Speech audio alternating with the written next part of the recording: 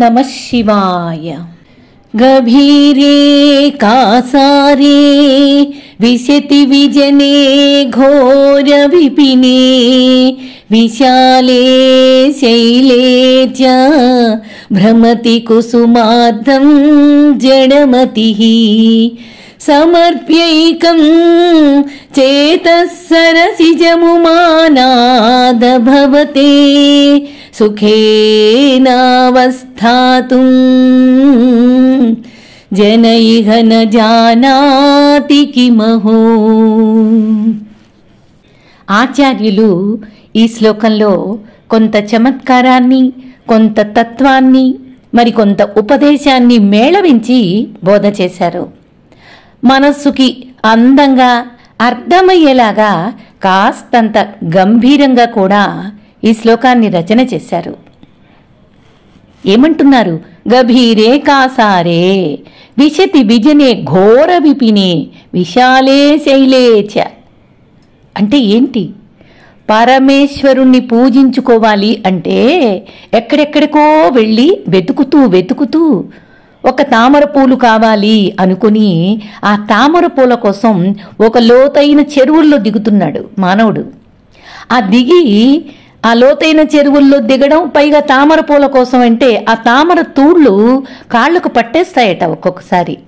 ఆ పట్టేయటమే కాదు, మొసలి పట్టుకున్నంత గంభీరంగా బలంగా కూడా ఉంటుందట.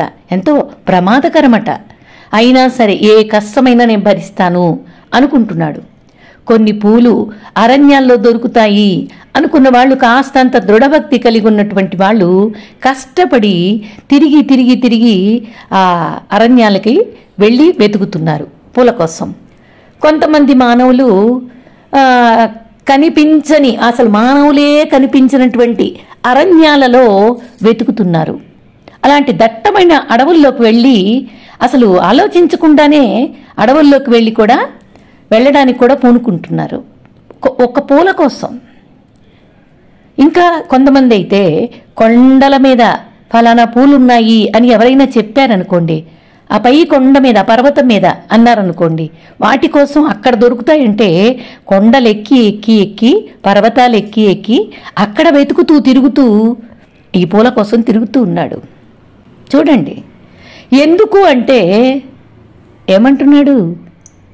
భ్రమతి కుసుమార్ధం జడమతిః అంటున్నాడు. కాస్తంత జాడ్యం ఉన్నవాడిలాగా కనపడుతున్నాడు. ఎందుకంటే ఒక పూల కోసం ఇంత కష్టపడి ఇంత చేస్తున్నాడు. పూజ చెయ్యటానికి ఇంతెంత కష్టపడనక్కర్లేదు అని చెప్తున్నారు ఆచార్యులు. ఆ ఉమానాథుడికి నా మనస్సు అనేటటువంటి ఒకే ఒక పుష్పాన్ని సమర్పణ చేసినట్లయితే పరమ సుఖాన్ని అనుభవించి తీరతారు, సందేహమే లేదు. ఇంతకు ముందు పడ్డ కష్టాలు ఏమీ పడి వెతకక్కర్లేదు. ఈ పూల కోసం అడవులు, కొండలు, అరణ్యాలు, చెరువులు తిరగక్కర్లేదు. మనస్సు అనే ఒకే ఒక పుష్పాన్ని సమర్పిస్తే పరమ సుఖాన్ని పొందొచ్చు అనే విషయం తెలియక అందుకని జడమతి అన్నారు. తెలియకుండా పోయింది, అందుకనే ఈ పదం వాడవలసి వచ్చింది. ఆశ్చర్యంగా ఉంది కదా. కాస్తంత చమత్కరిస్తున్నారేమో ఆచార్యులు అనిపిస్తుంది. ఉండచోటనే ఉండొచ్చు. మనలోనే ఉన్న ఒక పవిత్ర మనస్సుని ఈ ఒక పత్రం, ఒక పుష్పంలాగా సమర్పిస్తే చాలు అని చెబుతున్నారు. అదేంటండి, మనస్సులోనే పరమేశ్వరుని పాదాలు మాత్రమే పొందాలి అన్నారు. మన చేతులేమో పూజించటానికే ఉపయోగపడాలి, వేరేమీ చేయటానికి వీల్లేదు అని మీరే క్రితం శ్లోకాల్లో చెప్పారు కదా. మరి ఆ పూజ కోసం ఎంతో శ్రమపడి వెతికి వేసారి పట్టుకొస్తే, భక్తితో తీసుకొస్తే, కష్టపడి తీసుకొస్తే ఇప్పుడేమో జడమతిః అంటున్నారు. తెలీదు, వీడికి బుద్ధి లేదు అంటున్నారు.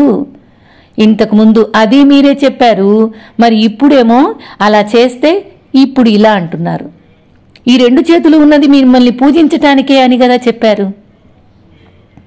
అంటే ఏదో విరుద్ధంగా అనిపిస్తుందేమో కదా. కానీ నిజంగా ఇక్కడ ఆచార్యులు సరి అయిన సమయంలో, మంచి సందర్భంతో సరి అయిన పద్ధతిని మనకు బోధ చేస్తున్నారు. ఒక సరికొత్త భావన అందేలాగా సహకరిస్తున్నది ఈ శ్లోకం.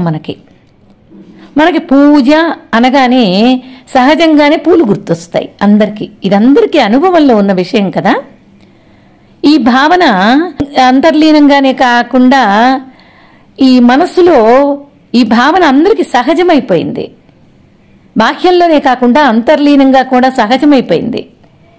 రకరకాల పూలు కావాలి, రకరకాల పద్ధతులు, రకరకాల పూజా విధానాలు, ఇదంతా పురాణాల్లో చెప్పినవే, కాదనట్లేదు.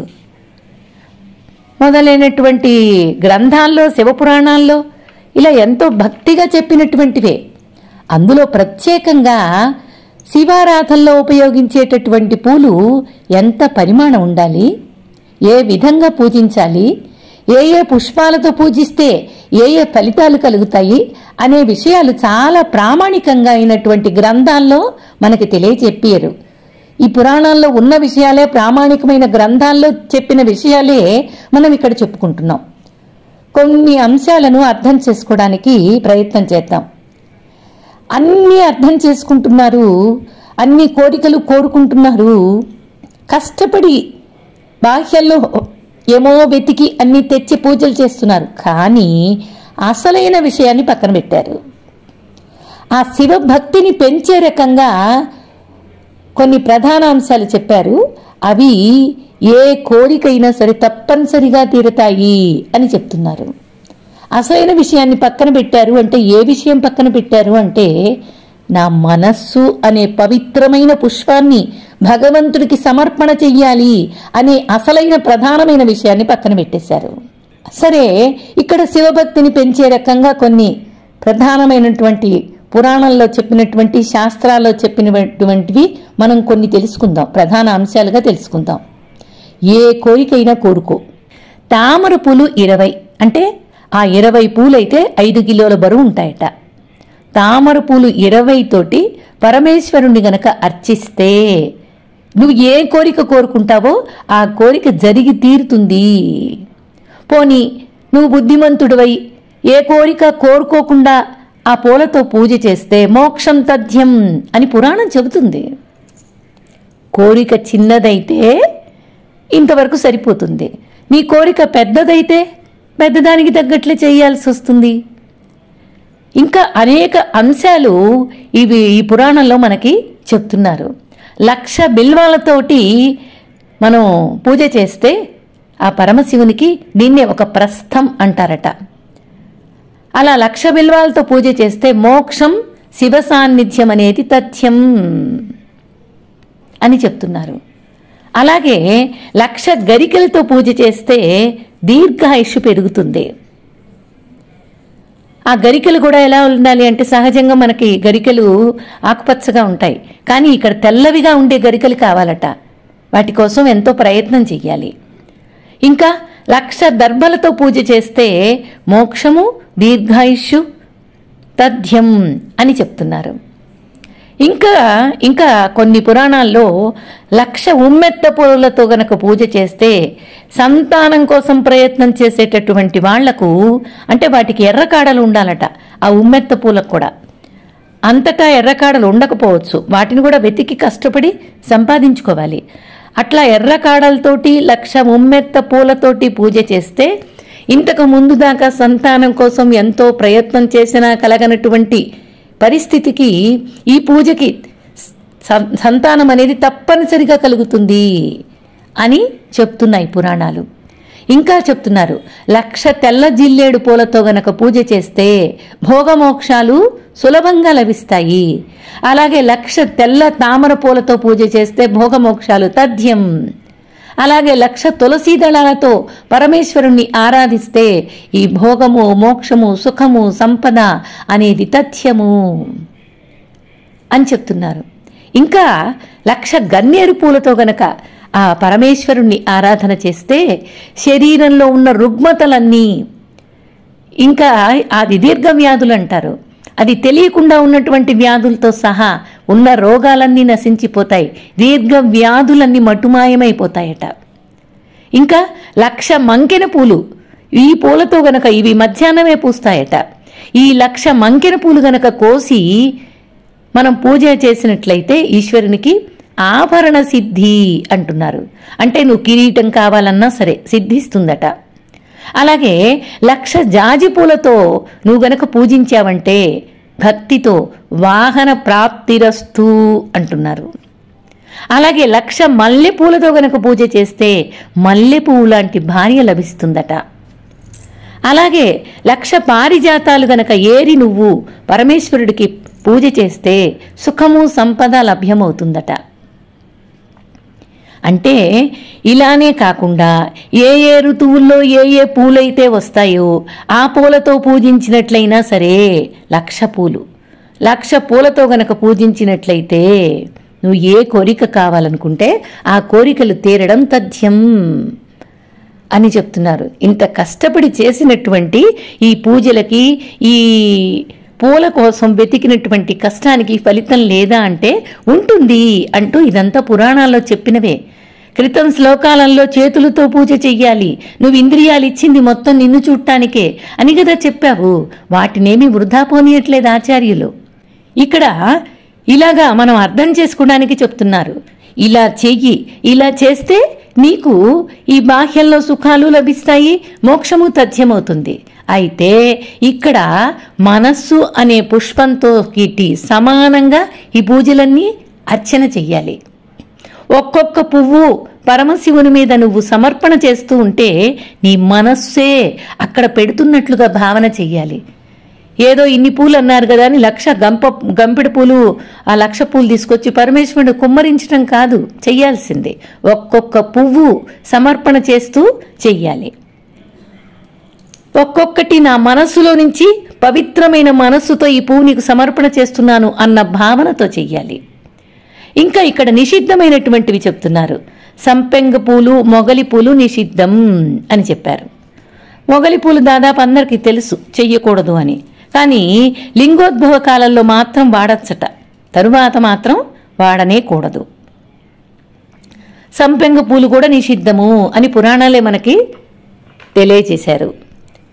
కొన్ని పూల కంటే ఈ కొన్ని పూలు ఉంటాయి, కొన్నవి అంటే బయట మనకి పూలు అమ్మే వాళ్ళ దగ్గర కొనుక్కొని వస్తాం.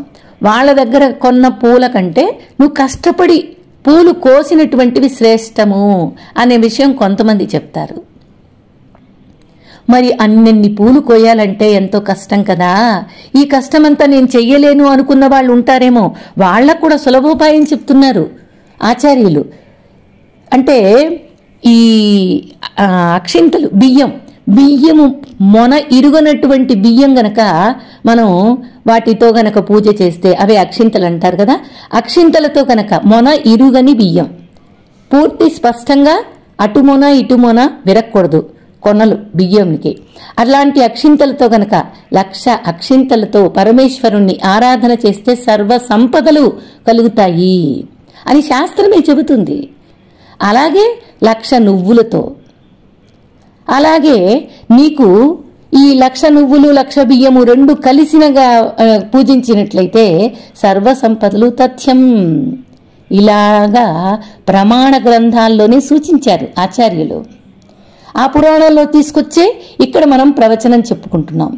అలాగే ఈశ్వరుని జలంతో అభిషేకిస్తే పూలతోనే కాదు, ఇంకా ఇలాగా కూడా ఇంకా కొన్ని విశేషాలు చెప్తున్నారు మనకి.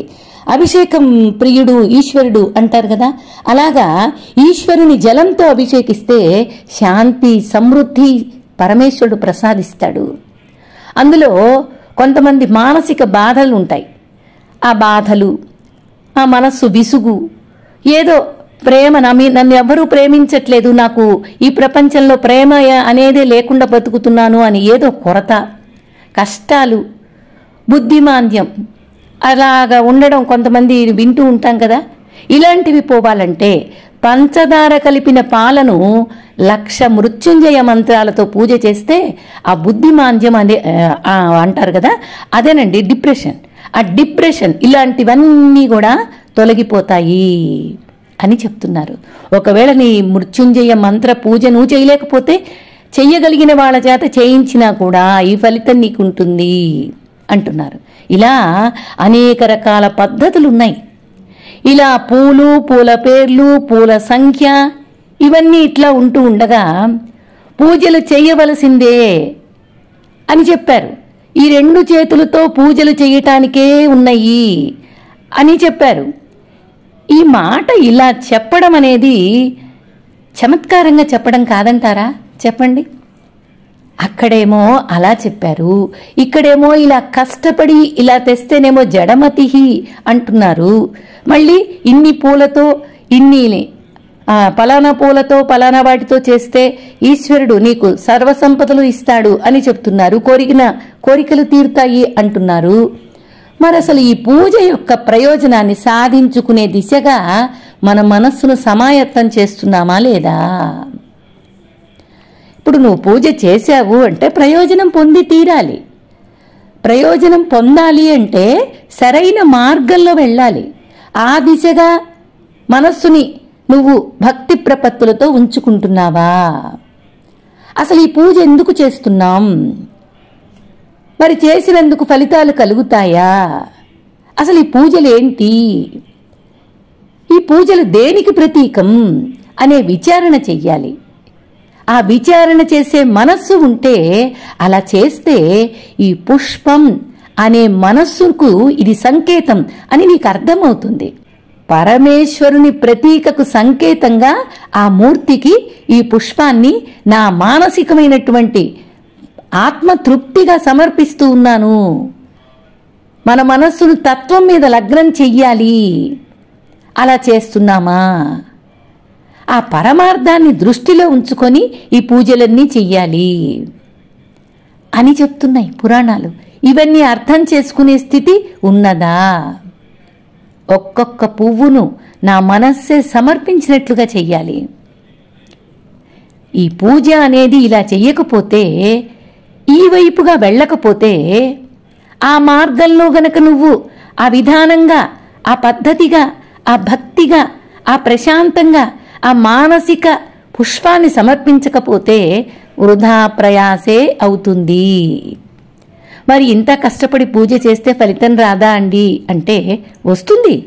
నీకు ఎంత శ్రద్ధ ఉంటే అంతే ఫలితం, అంతే కదా. మరి దాని అర్థము విచారణ లేని కర్మ శ్రమతో కూడిన పూజల వల్ల జడమతిహి అనిపించుకోవాల్సి వస్తుంది. అర్థం తెలీదా? విచారణ తెలీదా? భక్తి తెలీదా? మనస్సు అనే ప్రేమ పుష్పం తెలియదా? ఇవన్నీ తెలియకుండా ఒక్క శ్రమ మాత్రమే చేసి నువ్వు గనక చేస్తే నిన్ను జడమతిహి అని పిలవాల్సిందే. ఎందుకు ఆ పదం వాడారు అంటే, మరి అతనికి తెలీదు. ఏం తెలీదు? ఆ పరమేశ్వరుని మనస్సుతో ఆరాధిస్తే పరమార్థతత్వాన్ని అందిస్తాడు, మనకి ఆ పరమశివుడు ప్రసాదిస్తాడు అని తెలీదు. అలా జడమతిగా పూజలు చెయ్యొద్దు అని ఇక్కడ ఆచార్యులు మనకు బోధ చేస్తున్నారు. ఇలా తెలుసుకొని చెయ్యి అంటున్నారు. ఇంతకు ముందు చెప్పినవి కాదనటం లేదు, పురాణాలను కాదనటం లేదు. అన్నిటినీ అర్థం చేసుకుంటూ పరమార్థ తత్వం కోసమే పూజలు చెయ్యాలి అనేది మన సంస్కారంలో పెంచుకోవాలి. అది ముందు కావాల్సింది. దీన్ని చక్కగా అర్థం చేసుకుంటే పరమాత్మ తత్వానికి దగ్గరయ్యేటటువంటి మార్గంలో మన ప్రయాణం సజావుగా పరమేశ్వర అనుగ్రహంతో, ఆచార్యుల అనుగ్రహంతో సాగుతూ ఉంటుంది. హరి ఓం.